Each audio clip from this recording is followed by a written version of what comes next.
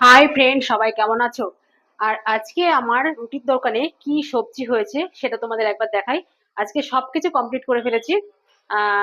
তো একটু তাড়াতাড়ি আজকে কমপ্লিট করে নিয়েছি, কারণ আমার সময় ছিল হাতে, তার জন্য একটু ভাবলাম তাড়াতাড়ি সবকিছু রেডি করে নিই। আর রেডি করা থাকলে তাহলে আমি বিকালে একটু রেস্ট পাই, না হলে আমার কোনো রেস্টই হয় না। তো চলো আজকে কি কি করেছি আইটেম সেটা তো দেখবে তোমরা। প্রথমেই দেখাই যেটা আমার স্পেশাল একদম। এই দেখো, আলুর দম। এখনো ধোয়া উঠছে, ঠিক আছে, গরম আছে, বেশিক্ষণ হয়নি এটা করেছি। আর এদিকে হচ্ছে রয়েছে তোমার আর একটা সবজি রয়েছে, সেটা হচ্ছে আলু কুমড়োর এই তরকারিটা। এটা অনেকেই পছন্দ করেছে, একদিন করেছিলাম তো খেয়ে অনেকেই বলেছে খুব ভালো লেগেছে, তার জন্য আজকে আবার করলাম।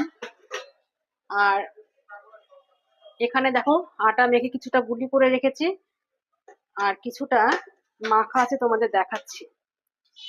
এই যে, এই দেখো, আটা মেখে রেখেছি আর অল্প কিছু গুলি করে রেখেছি।